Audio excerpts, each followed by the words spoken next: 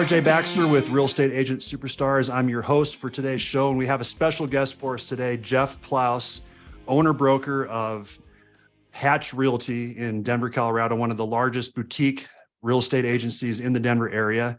He's going to share with us some of his wisdom going into 2023 on how he's operating his business and some tips for success. So welcome to the show, Jeff. Yeah, thanks for having me. Yeah. Happy So to tell be us a little here. bit more about yourself. How long have you been in real estate? So it's coming up on about 23, just about 20 years or so. Overall, I have a double degree in finance and real estate. And then I worked for an ultra custom builder in Chicago, doing $5 to $8 million houses before the crash. On-site work. Then I worked for Centex Homes, interned there, and got my first job out of college with Centex Homes. I was the only salesperson in Centex Denver that was on salary, not commission, because they put me in Northern Commerce City at the perfect time when there was no way to sell a house out there. When my best competition were bankruptcies and things like that around that area. Yeah. And then my former managing broker, Lydia Lynn at One Realty, I met her randomly and she told me I'd be a good agent. I told her I didn't like agents. I thought they were cheesy. And she said, no, give it a shot. And I did. And within a few years, I became the top agent in her office. And as things progressed, I became one of the top agents in the metro area. And I just keep pushing it. And then in 2020, I opened up Hatch Realty, my own brand. Awesome. Right. So yeah, perfect timing on that. Yeah, for sure. Why did you decide to open your own agency? Well, to me, it was sort of, I was kind of talking with a lot of the different larger brokerages in town. And I think there's a lot of companies that are doing really good things, but I think there's a lot of there are certain large brokerages that I think aren't getting it quite right. They're really trying to sell you on joining their brokerage because they'll get you more business and they have all this technology and all this stuff, but nothing in what they discuss really talks about how they'll help the client better. It's all about making you more money, but they don't really talk a lot about how to make your client more money or save them money or relate to them better for, because this is the biggest purchase anyone will ever make or sell. And so I wanted a situation where it didn't really feel like you were cattle or a number in a system. I wanted something where it took it back to sort of the old school meaning of boutique, which didn't just mean small, it meant bespoke and custom. And I just felt that seemed to be lacking in a lot of the larger companies out there. And so I took a complete left turn when everyone else was turning right and decided to open a brokerage like this. And to purposely keep it small, I've made a conscious effort that we will never become one of the massive brokerages out there, because we're trying to foster relationships both between our clients and our agents so that everybody kind of lives in harmony, and so that we're serving everyone to the best of our abilities. And business comes from that. No technology is going to boost your numbers that much. Being good to people will. Yeah, absolutely. So tell me more about your client experience that you've developed with Hatch Realty. Yeah, I mean, a lot of it comes down to, instead of automated systems, we do everything more manually, more analog. Lots of phone calls, texts when people want them. But, one of the weird things about me is that I've never hired an assistant, and people think I'm insane because I do over 60 million a year in sales, but I've never hired an assistant. I don't even have a real transaction coordinator because, partially because I'm a control freak, but partially because I want to touch every single aspect of the experience for my client. I want to be the only one they're talking to. I always liken it to when I'm meeting with a client for the first time. If you're hiring a financial advisor and you establish this really deep relationship with that advisor, and then you say, great, you know what, I really want to work with you. And they say, wonderful, here's Bill. Bill's going to take you the rest of the way. He'll be doing all your trades for you. You're like, wait a minute, who's Bill? Yeah. Yeah. And so I didn't want it to be like that. I wanted it to be that you're dealing with one person at a time. That's it. So whenever I work with a client, even if there's other things going on in the background, I'm the only person they interact with, start to finish. That's awesome. Do you think that's been one of your keys to success? Yeah, I think that. And I mean, honesty, again, there are a lot of agents. This is a big industry, and there's a lot of agents that are definitely working for that paycheck. I'm lucky to not be in that position. And even when I was, though, when I go into a home with a client, if we're looking at houses, I'm honest from the start. A lot of agents, if they see someone, and I'm not trying to talk poorly of other agents, but you see this happen. They see someone getting excited about a house, they're cashing a check in their head, and they become the cheerleader. And I always like to say, I am not a cheerleader agent. I am a devil's advocate agent. So if I see a client getting excited, I like to ground them. I like to tell them what's negative about the house. I'll tell them what's positive too, but I really like to bring them down to earth, because I think we've all had clients out there that walk into a home and it's shiny. It's just been remodeled. It's really beautiful inside, sparkling. They go, I love this house. I must have this house. You say, let's take a step back here for a second and think about this. First of all, it's on a busy street. Second of all, you said you needed 4 bedrooms. This is a 1-bedroom house. You got to keep people grounded, because Right. when something's really shiny, you'll try to rationalize how you can make that all work. And that's not necessarily the right way to go about it. I mean, at the end of the day, if the client wants to buy it, it's their money. I'm not going to stop them, but at least I sleep well at night knowing that I talked them through, what the shortcomings are of that home. So that also, as I say to them, I hope that you call me when you're ready to sell it. And I don't want you to buy something now that I'll have to sell later that I didn't think was good. So, Right. try to Have you found that most everybody appreciates that approach, or if some people fired you because you're maybe too honest or too too transparent with things? I have had some clients that, thought it went a little. I had one client where I told him what I thought of a house. This was actually relatively recently. It's kind of the only time it ever happened. And he just said, I need something fast. I don't care. And I wanted, I don't really care what you think. And I was like, oh, okay. And we didn't end up working together. And that's fine. If he needed a rah-rah cheerleader person to talk him into buying a house that he'll regret later, go forth. Right.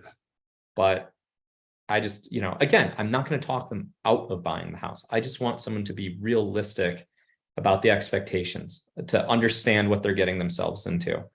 I mean, a real world example of this that I use a lot is I had a client. We'd been looking for condos for a long time. We walked into a new building, a new condo building. This is well, like 10 years ago or so. And she fell in love with the unit. She's like, this is it. It's in my price range. It's beautiful. It's new. It's shiny. It's got views, all this stuff. And I'm not the tallest guy. I'm maybe 5'4". She was like 5'7", 8. I said, go stand in that corner and I'll stand in this corner.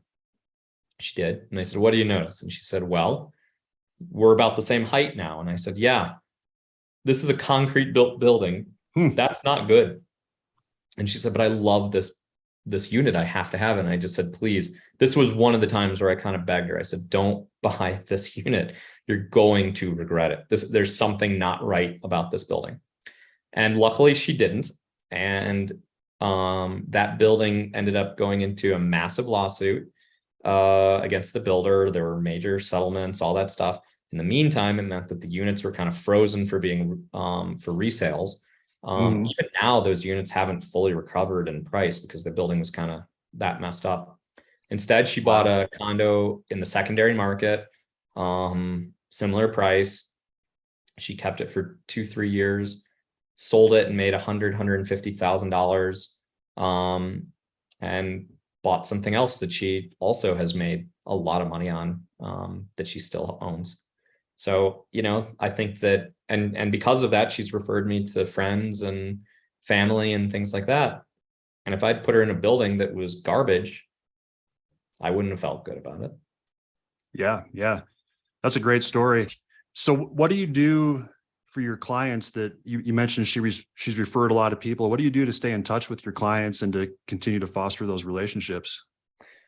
Yeah, I admit it's one of my weaker points is staying in touch with my clients all the time. I really I preach it more and more to my other agents, and going to start working on more long-term events. I tried to, for the longest time, try to keep it more natural, when you're in the area, giving them a call or inviting them to lunch. But at this point, I've been licensed since 2008, and I've had sometimes 100+ clients per year.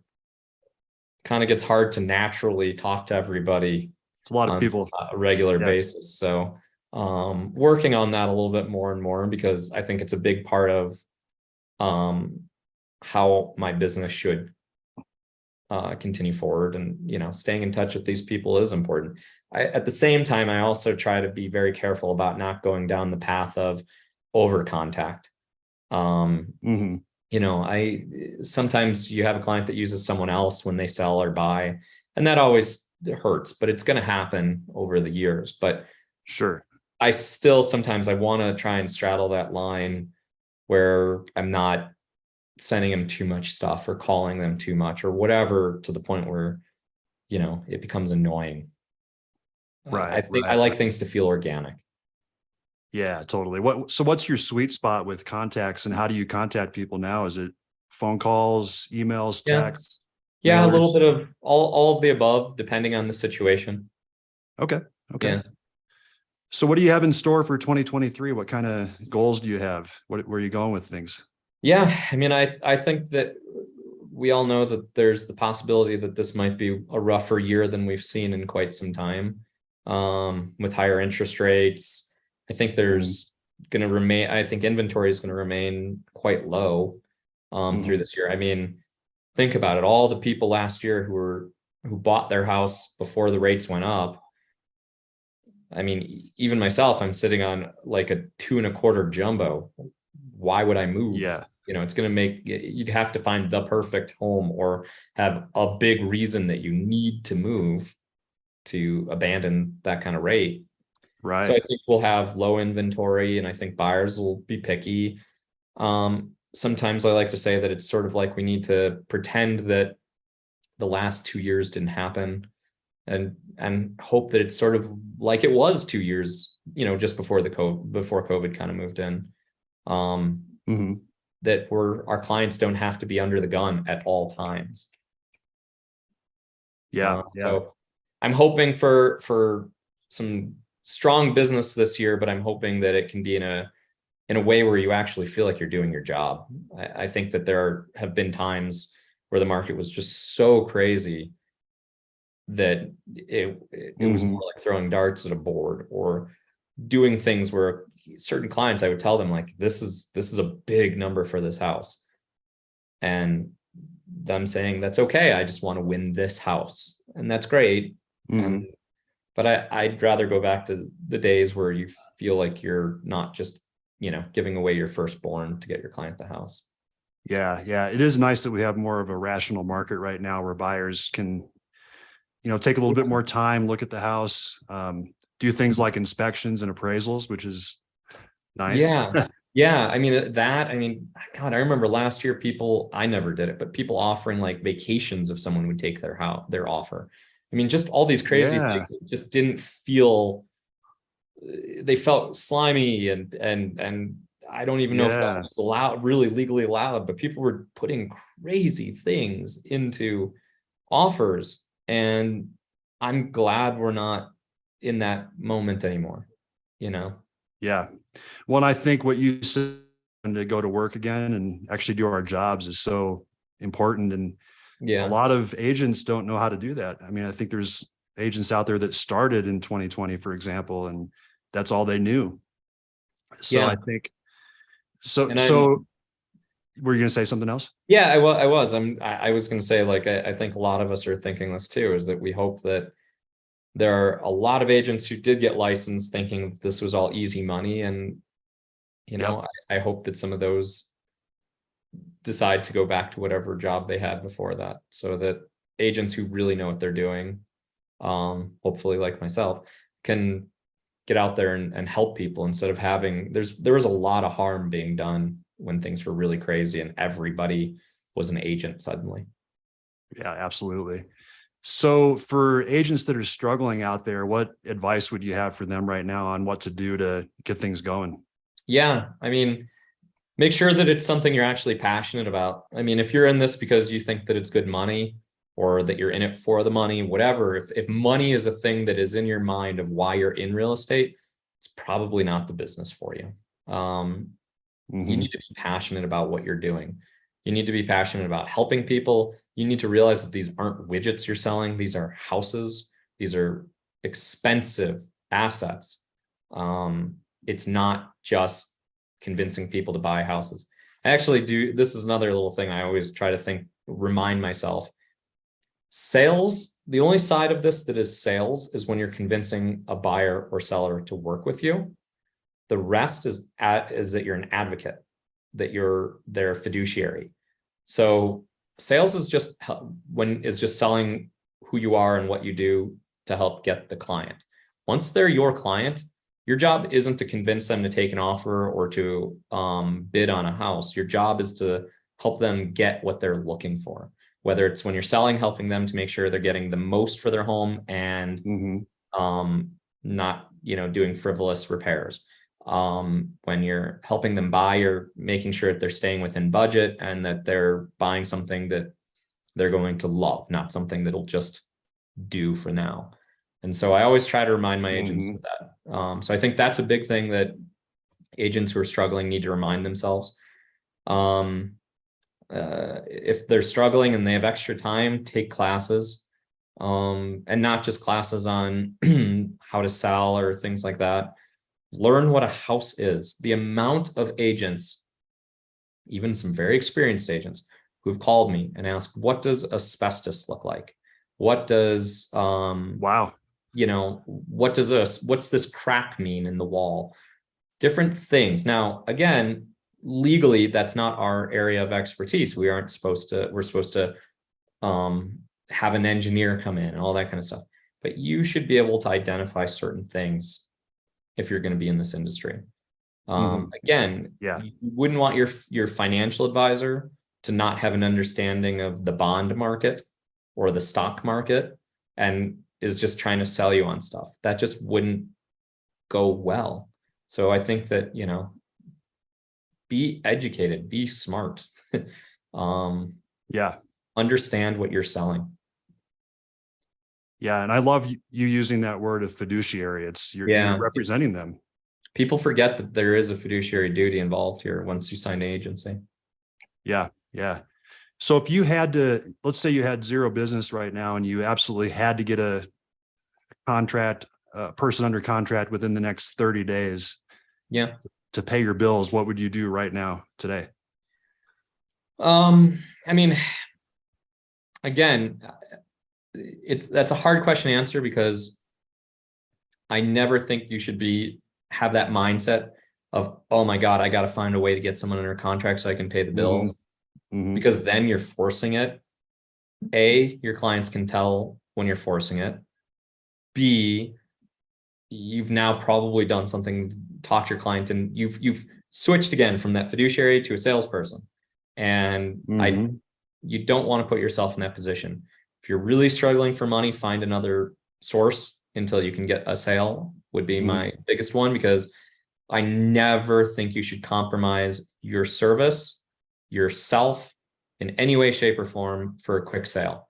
Because if you do that, later down the road, it's going to bite you in the butt. You just don't want to be in that position where you have a black spot on your history. So I would rather someone go work at a coffee shop until they can get the sale going, get a part-time job, whatever you have to do. Again, this is assuming that you're actually passionate about this work, because if you're not, get out and go take a full-time job elsewhere. But if you are passionate, it takes a while. You can't be, you can't force it. It takes, I think I tell my agents, it takes like 3 years as a run up before you start having real business. And that's grinding. Yes. That's getting your name out there. Everybody in Denver knows like 10 agents if you ask them. How do you get to be the number one person that they call? It's by establishing these relationships, going places, doing things, being involved, volunteering, all those sorts of things. I think it's really, really important. Yeah, all the basics. I love that answer. That's great. Well, is there anything else you would like to share? Well, I think you kind of nailed one of the things that I like to think about a lot too, is that if you're not doing the basics right, any other crazy marketing scheme or idea that you have is useless. Because if you're building, it's like building a house on a broken or bad foundation. It's just not going to work. Yeah. Well, I love your philosophy and mindset, and I think you have a lot of wisdom to share. So thank you for being a part of the show. Yeah, absolutely. Always happy to talk. And I think it hopefully comes across that I am passionate about this stuff. And I love the idea of what a home can be for whatever purpose you're buying it for. I think it's such an important construct in our society. And so I really enjoy helping people, whether helping them buy or sell. And I love the construction side of it. And I think this is a really important industry that we're all involved in.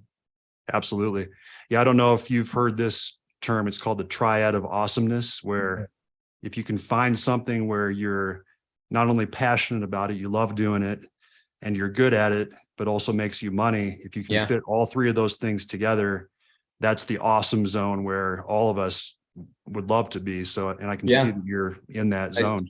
I think there's a quote by Warren Buffett somewhere. It might be in his biography, but he kind of talks about the fact that it's just an accident that he's really good at investments.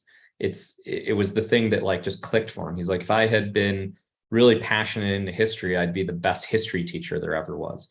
And so I think you have to find your niche, and you have to love what you do. Absolutely. It all comes together if you are passionate about it. Absolutely. Really passionate about it. Definitely. Yeah.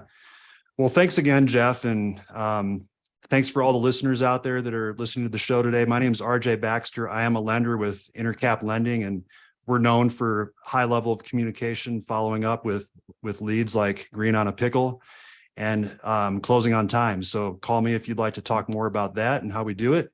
And if you found value in this show, please share it with someone else. That's how the word gets out. And consider leaving us a 5-star review. And thanks again, Jeff. Thanks for everyone listening, and you all have a great rest of your day. Yeah, thanks for having me.